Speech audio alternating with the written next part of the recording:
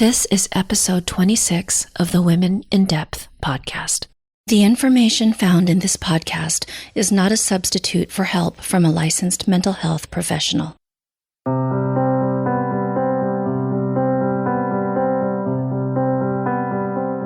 Hi everyone, and welcome back to Women in Depth.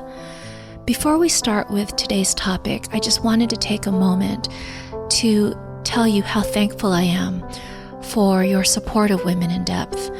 As of a week ago, she had been downloaded 16,000 times in 67 countries, and that is just unbelievable to me. And I am so grateful for all of you who take the time to listen and to share the podcast with others. I also wanted to share that Women in Depth will be taking a 2-week break for the next couple of weeks to take some time to rest and enjoy the holidays and just step away from technology for a while. And so we will be back in January with our regular weekly episode. Today our topic is one that many women can relate to, and this is about women who choose to stay in unhappy and unfulfilling marriages. I'm interviewing writer, published author, and certified relationship coach Anne Mcarthy Strauss about her upcoming book, The Thrill Is Gone, where she explores the experiences of older women in marriages or long-term relationships who choose not to leave. Anne will share her research findings behind why these women stay, the consequences of staying, and what sets off the breakdown of a marriage. Finally, Anne will share some of the suggestions she discovered in her research that these women can utilize for coping. In 2013, Anne published her first novel, A Medical Affair. In 2014, she released The Passion Thief. She has written for both consumer and trade magazines, including Waterfront Home and Design, Design New England, Distinction, and Florida Design Review. She has been a regular contributor to Martha's Vineyard magazine and Vineyard Style. She is a member of the American Society of Journalists and Authors and lives in upstate New York with her husband and their 2 Cavalier King Charles Spaniels. So without any further ado, let's go ahead and start this conversation.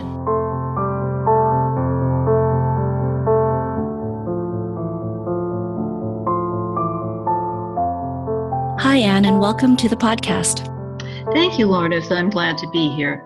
And I have been looking forward to this conversation with you because I've been very intrigued about a project, a book that you have been working on for some time.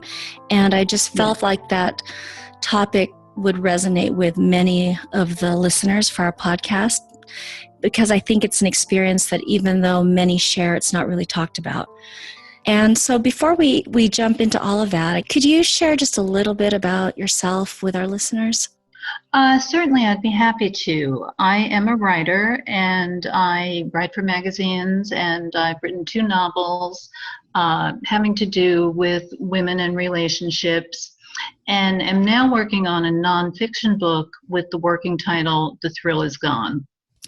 And in this book, and what was your inspiration, or how did you get the idea to work on this book?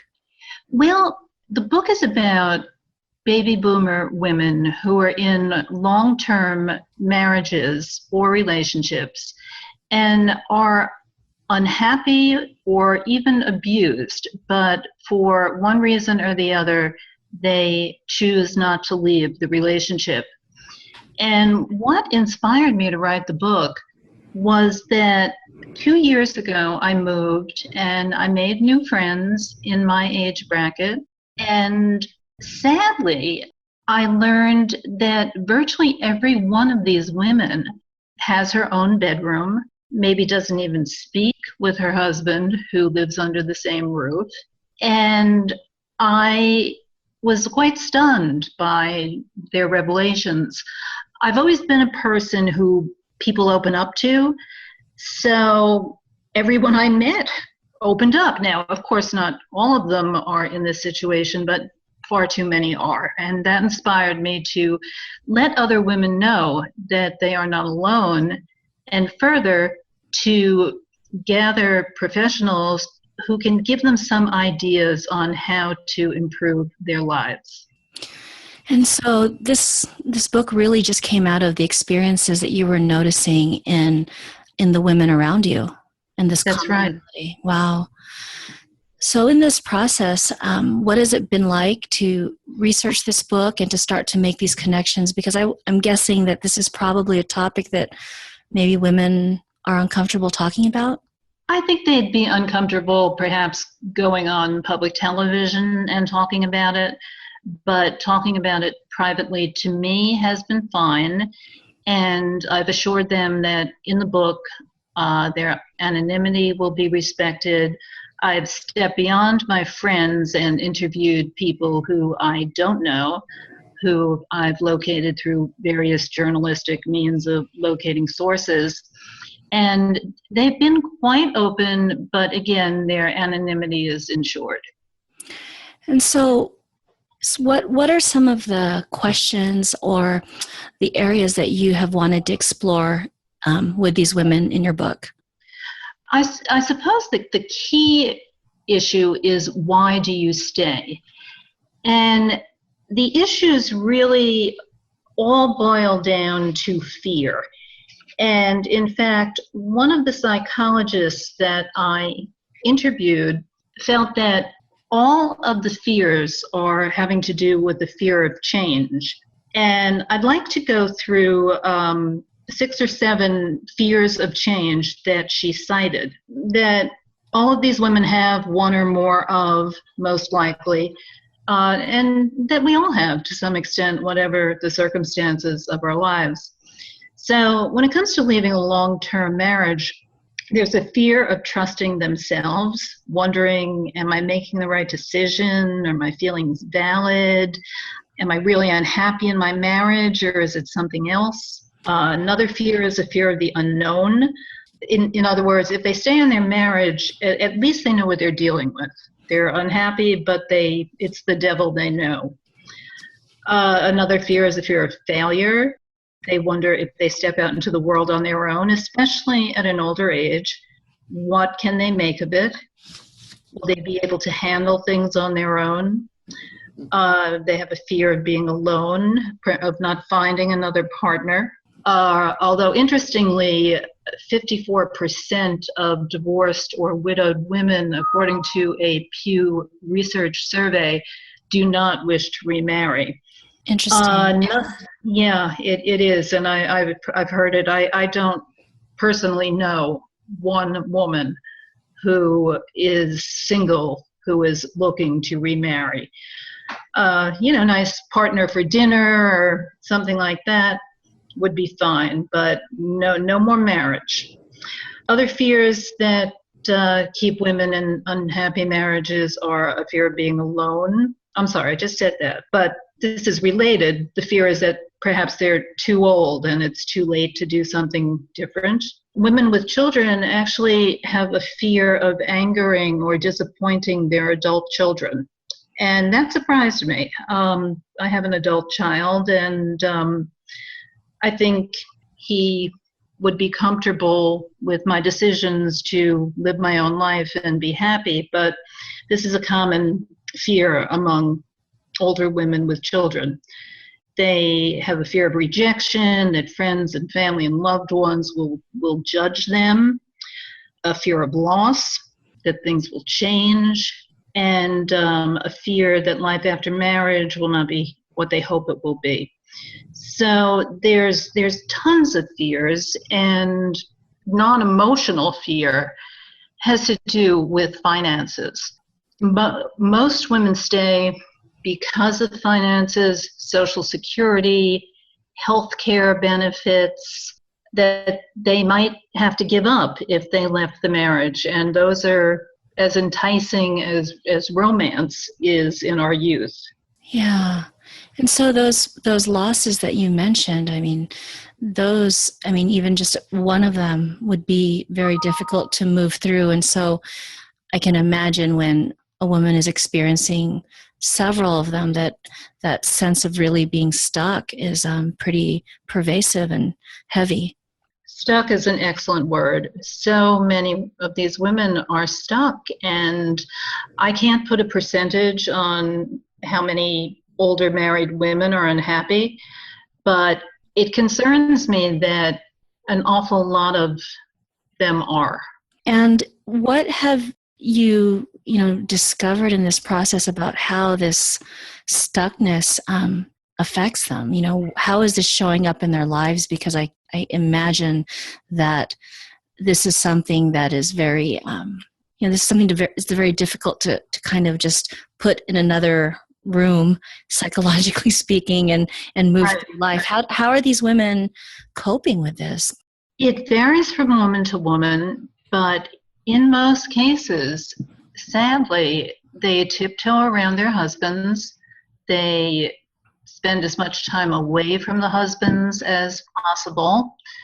Some of the husbands, one has real interest in golf, so good, his wife thinks he's away most of the time.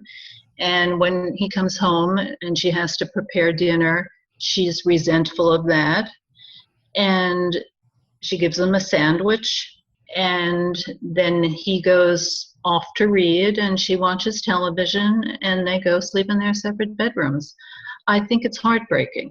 And so what I'm hearing you say is, this tiptoeing around this sadness and kind of just living parallel lives. Did you find in your interviews with women that there was maybe anger or any other type of acting out that the women might engage in? Absolutely. It varied with personalities. Some of us are screamers, some of us stop it. There might be some alcoholism. There might be an affair. There is just general unhappiness. Now, some women are better able to fill that void by finding their own interests than others are. One of the women I interviewed has so many interests. She's always off playing mahjong and in knitting groups and with her grandchildren and being grandma, which at 70, which this lady is, I suppose, an appropriate way to live. But she longs for the closeness of a one-on-one relationship with her spouse in addition to being grandma. Yeah.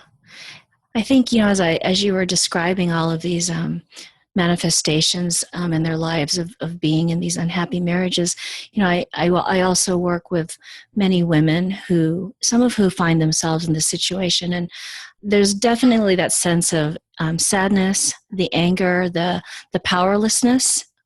And I think that for a lot of them, the depression, anxiety, and some of the physical symptoms are all connected to just being in a place that's not aligned with their soul and who they are. And absolutely. And it is heartbreaking because I can't imagine living like that.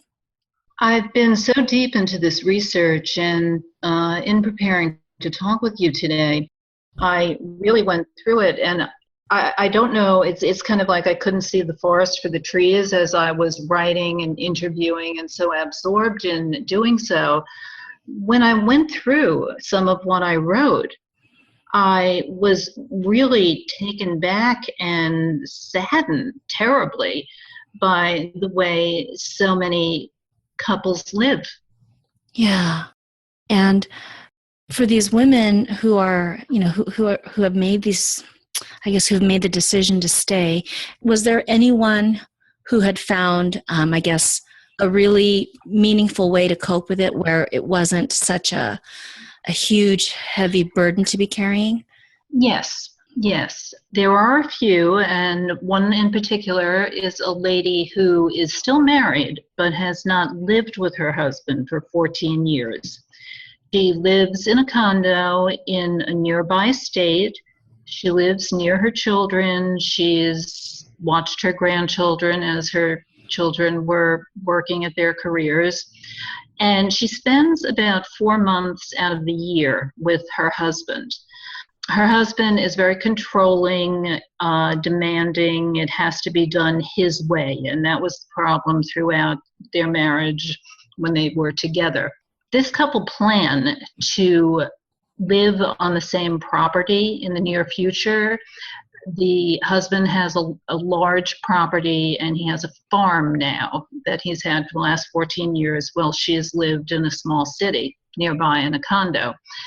But because they both have health problems, their idea is that they will build a small house on his property, and she will live there, not under the same roof, but within steps of him, so that they can help each other out. It remains to be seen how that will work out.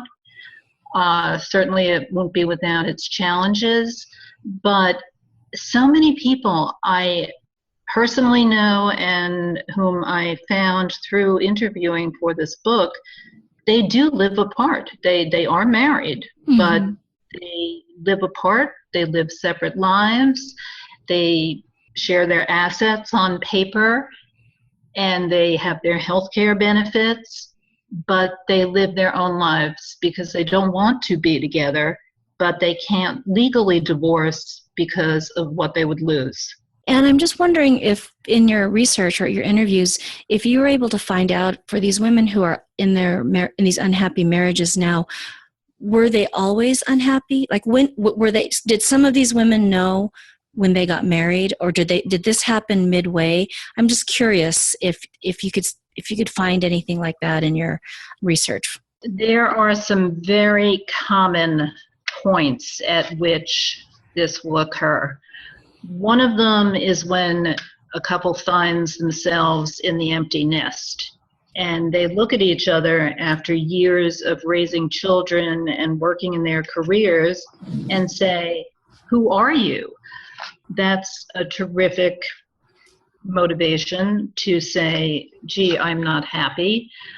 There are people where, for example, the husband may have had an affair, the woman is angry, but she doesn't want to give up her financial security, so she just shuts down. Big issue is lack of communication. Communication is really key to keeping the marriage going in the later years.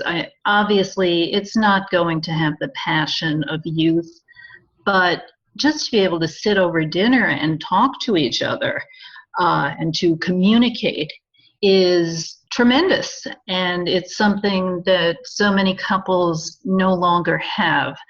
So usually the men shut down their lines of communication, and the marriage just fades.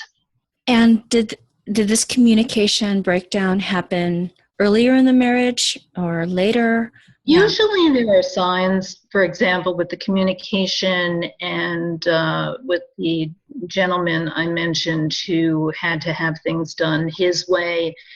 There were signs of both of these characteristics among these men earlier in the marriage, but there was so much distraction regarding the children and work, and the woman would get annoyed. "Oh, you never want to talk about real things," or something like that.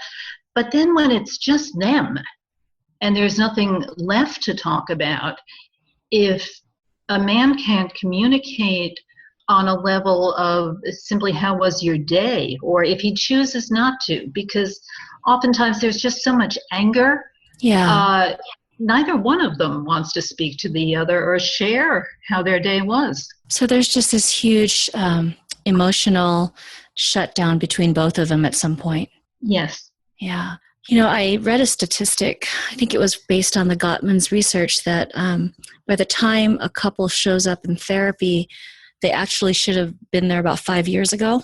And that for therapy to have the best outcome, couples really need to go, as soon as they can, because the more time that passes, this shutting down, the resentment, there's this buildup that is more difficult to work through. And so I'm just thinking of the passage of time in these marriages, and if they're in their 70s, then this has really gone on for so long that you can see why they're just entrenched in this now. They are, and the youngest woman I interviewed is 52 and still has two children at home. Unfortunately, one of them has gone through heroin addiction, through a rehab, and then he's just gone right back to his habit. And their schism came about because the husband was much more allowing of the son, whereas the mother wanted to lock him in his room or something. The husband's let him go out. And their marriage is just, it's like many marriages where you wait until the children are in college, and then there is just that huge divorce rate spike. Yes. And so that goes on as well. And you had asked me so some of the particular things that really set off the demise of a previously happy marriage. And I mentioned the empty nest, but there's also very commonly no sex. Sex simply stops. And that may be because the woman is postmenopausal. It may be painful for her to have sex. She may have no interest, but men tend not to lose that interest. There may be financial problems. Many people over 50 lose their jobs. I mentioned bad communication. The lack of compromising is another thing. Yeah. And not enough in common. They grew apart, or maybe they didn't have anything in common earlier, but they had the kids and the jobs. Yeah, and I see that too, what you're describing of, definitely when they get to a point and the children are all grown up and out of the home, suddenly there's this space between them that is, they can't deny or ignore, and that space used to be taken up with life.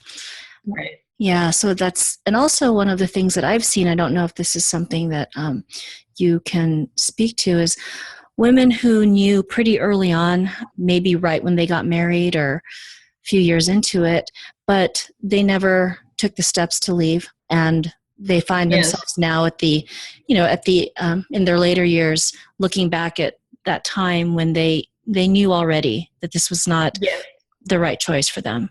Yes, I've heard a number of women say, I should have left then, years ago.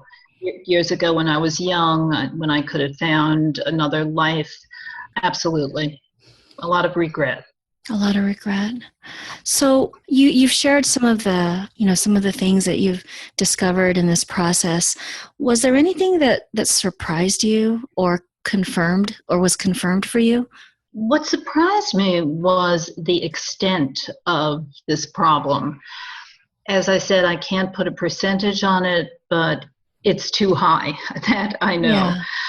I know the divorce rate is tremendous among baby boomers. It's over 50%, and the more times you get married, the higher the likelihood that you will divorce. It almost becomes a lifestyle to 3, 4, 5 marriages and divorces.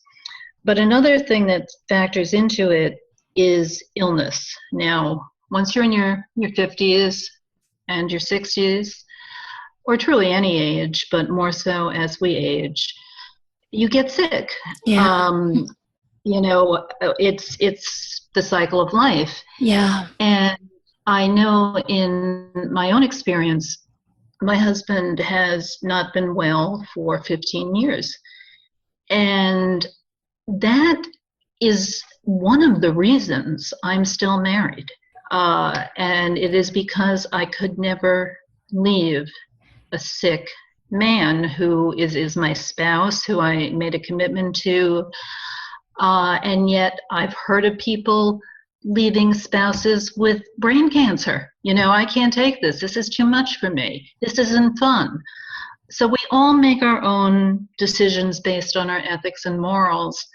What surprises me are those people who do leave a spouse who has no one else, who relies on him or her completely. I personally couldn't do that. Yeah, that would be very difficult. And I can see how that, illness just really is a big game changer. It's a big factor in this process of, do I leave? Do I stay? That's a difficult one to navigate.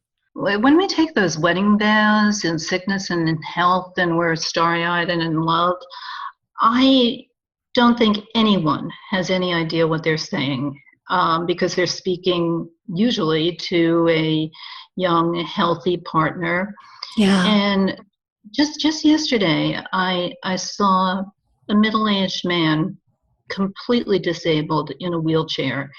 And he appeared to have the ability to operate the wheelchair with two fingers and not to have the ability to speak. And he was with his wife and a teenage child. And that woman is apparently staying with that man. And I just said to myself, imagine the difficulty of caring for someone with this extent of disability. But she's there. Yeah. But what is her life like? Yeah.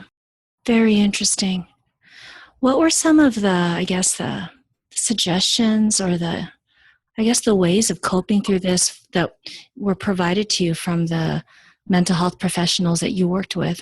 Well, I actually worked with a number of mental health professionals and also attorneys, financial advisors, and even a psychic and a matchmaker to get all kinds of insight into different things that people could do to be happier in a loveless marriage. I really don't have suggestions to bring love into your marriage again. There are so many books on that, make your marriage romantic again. I think once the thrill is gone, it's not coming back unless you're a real exception and fortunate. But some of the things that were suggested by primarily psychologists were for the woman to find her happiness within herself, to do her best to accept the situation, to find interests, to find girlfriends, to, if she has grandchildren and she enjoys being grandma, if she's able to do that. I think a great solution, if it's affordable, is living apart, but that is difficult for most people. And one solution that I found in one couple, one woman that I interviewed that actually worked, is something called retrobuy. And it is a French word meaning rediscovery. Now, I'm not promoting this. It's just what this woman and her husband experienced. It is an outgrowth of the old marriage encounter. And it's a program that, well, first of all, you have to get your husband to agree to go. And I can't imagine that many of these husbands would agree to go to retrobuy or to marriage counseling. But in this particular case with this one woman who was interviewed in the book, she had grown apart from her husband. There was no communication, and they didn't want to break up their marriage. And he agreed to go to this program. I believe it's a weekend followed by meetings once a month for a year or so. And its purpose is really to help the couple reopen those lines of communication. And in this case, it worked. I believe it works fairly frequently. But again, if your husband is willing to go, that's half the battle. That's probably why the statistics are so high. Yeah. I love that you mentioned, for the woman to do her best to find that happiness or fulfillment within herself, and also the acceptance piece, because I think that the acceptance piece is big no matter where you're stuck in life or whatever conflict you find yourself in, because I think there's always this part of you that's like stamping your foot and saying, I don't like this. This isn't happening. This isn't fair that this is happening to me. Why me? And I think it's your way of just trying to resist what is. And because I know that for myself, if I am in a situation and I kind of just go to that place with, okay, what was your small role in the situation, and what can you do to be at peace with it, not be happy with it, but Right. yeah, be at peace with it. And once I accept that, okay, this is how it is, in Right. some way, it lightens it a little bit, It does. It's a relief. Yeah. Because I think at that point you stop fighting. And it's not a giving up or a surrender in the sense of losing, but I think it's just no longer pushing and using this force against something that's really not going to budge. Correct. Yeah. It does. It's very helpful, and it's a lot more healthy than wishing your husband would die, which I have heard from many women.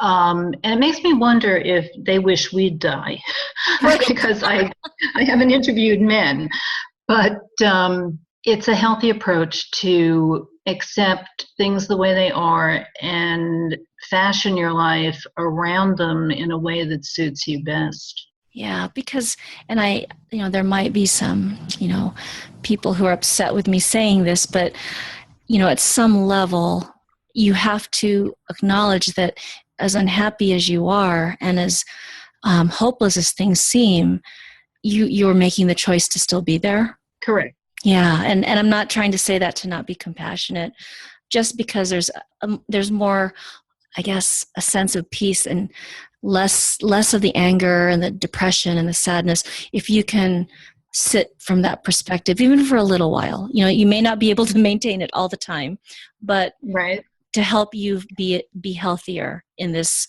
situation that's very difficult and very complex and yes, not easy to move through at all. No, not fun at all, but there are ways that are far better to handle it than being angry all the time. And conversely, there is the opportunity to make changes in your life, which are not what this particular book is about. But if a person is willing to accept a major change, for example, in their financial lifestyle, they can live. Yeah. It's just not going to be maybe a big house that they lived in. Maybe they live in an apartment, but they don't have someone yelling at them all the time or abusing them or demanding to be fed. Maybe that's a better option. Yeah. So there are choices. They're just, we can't have our cake and eat it too. And I think that sometimes, when you think about what you could lose if you left the marriage, I think that there can be that forgetting of what you're losing anyway, and if you compare that to what you think you're getting by staying, I think for so many women, they're in these situations for so long that in some ways the burden has become something that they're used to, and so until that has been lifted, they wouldn't even realize how heavy it was, if that makes sense. It makes a lot of sense, and it's sadly true. And in fact, in each chapter, I have 12 chapters, one on each individual woman, and each chapter also delves into the woman's childhood, because certainly our choice of a spouse has a lot to do with our growing up experience and our role models as parents.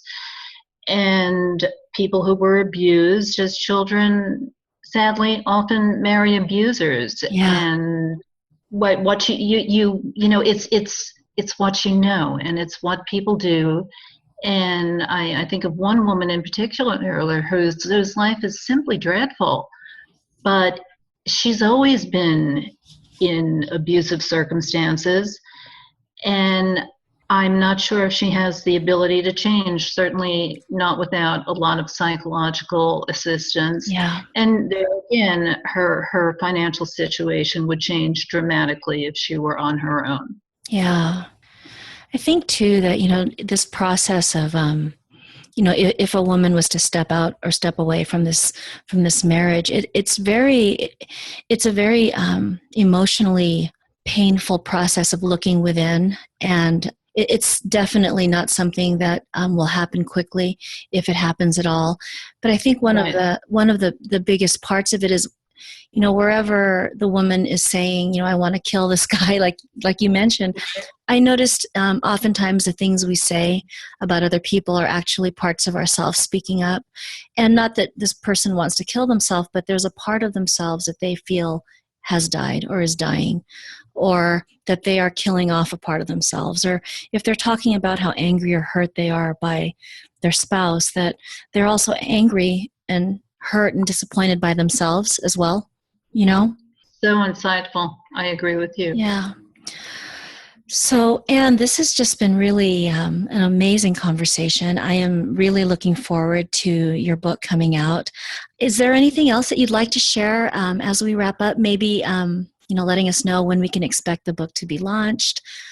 Sure. I'm hoping the book will be launched in the spring of 2017 or the fall of 2017. And in the interim, if people want to contact me, they can go to my website, which is annestrauss.com, ANNESTRAUSS.com.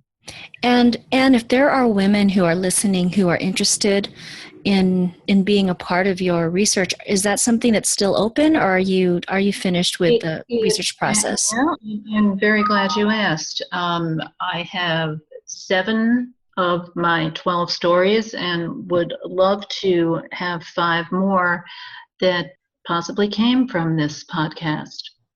Okay, so what we'll do, Anne, is in our show notes, I'm going to put a link to your website, and so that listeners who might want to participate can contact you and find out more. Perfect. Okay, thank you so much, Anne, for your time and sharing your insights. We're looking forward to this book coming out. Thank you, Lourdes. My pleasure.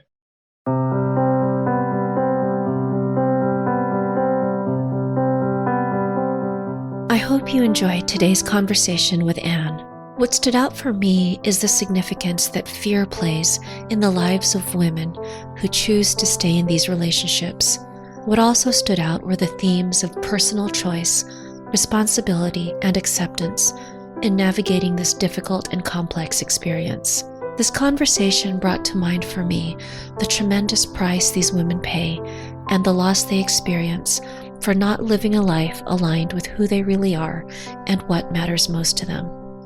For show notes to today's episode, or if you are interested in contacting Anne to be a part of her book, please visit www.lourdesviado.com/women in depth, where you will find show notes and links to Anne's website. And if the idea of creating an authentic life resonates with you, there is a free life alignment exercise on my website that will help you identify what matters most to you, and then explore how these values are showing up in your life. Thank you so much for listening, and see you next time.